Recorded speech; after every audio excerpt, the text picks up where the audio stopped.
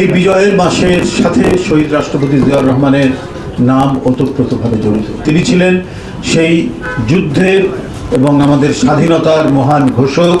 আমাদের এই বাংলাদেশের যে অংশটি হানাদার বাহিনী দখল করেছিল, এই দেশটিকে দখলে নিয়ে রেখেছিল, তার বেশ কিছু অংশ মুক্ত করে রেখেছিলেন জিয়াউর রহমান।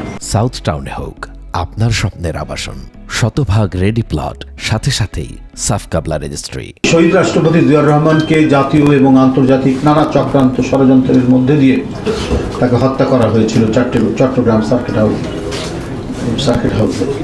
বন্ধুরা, কিন্তু আজও এই মহান ব্যক্তিটির কর্ম, রাষ্ট্র পরিচালনা, উন্নয়ন, উৎপাদনের তার অসাধারণ দৃষ্টান্ত মানুষ অনুসরণ করে, স্মরণ করে, এবং তার সময়ে মানুষ সব দিক থেকে শান্তি, শৃঙ্খলা এবং সামাজিক যে কোনো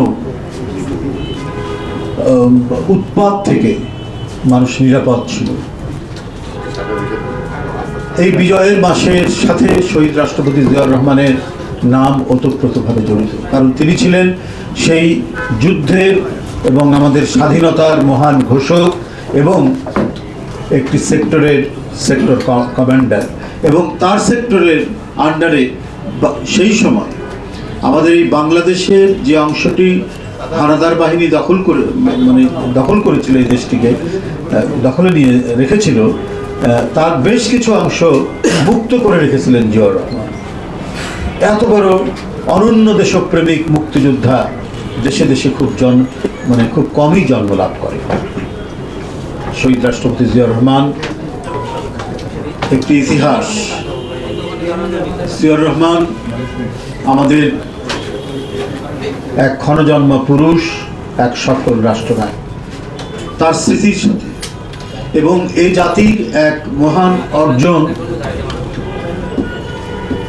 ডিসেম্বর মাস, 9 মাসের এক যুদ্ধ, এক ভয়ঙ্কর যুদ্ধ। সেই যুদ্ধের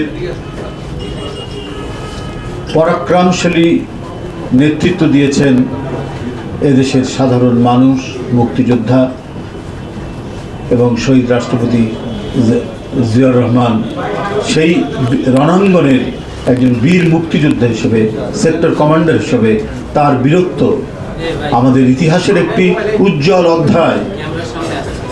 সুতরাং জিয়াউর রহমান তাই ইতিহাসের অংশ। বন্ধুরা আমার, এই জাতির একটি শ্রেষ্ঠ অর্জন আমাদের বিজয়। সেই বিজয়ের স্মৃতিকে, সেই বিজয়কে তাৎপর্যমণ্ডিত, মহিমামণ্ডিত করতে সবসময় জাতীয়তাবাদী দল তারা নানা কর্মসূচি নিয়েছিল, নানাভাবে, নানা মাত্রায়। এবারও একটি ব্যতিক্রমধর্মী কর্মসূচি ছিল বিজয়ের মাসে বিজয়ের মশাল। আগামীকাল 1 ডিসেম্বর থেকে শুরু করে 16 ডিসেম্বর পক্ষকালব্যাপী 16 ডিসেম্বর পর্যন্ত আমাদের এই কর্মসূচিটি পালিত হতো। কিন্তু আপনারা জানেন, সেই মহান রাষ্ট্রনায়কের, তার সহধর্মিণী দেশনেত্রী বেগম খালেদা জিয়া, যিনি রাজনীতির হাল ধরার পর থেকে মানুষের কাছে যা অঙ্গীকার করেছেন সেটি বাস্তবায়ন করছেন। সত্যের প্রতিনিধি, মানুষের কাছে অঙ্গীকার রক্ষার এক প্রতিনিধি।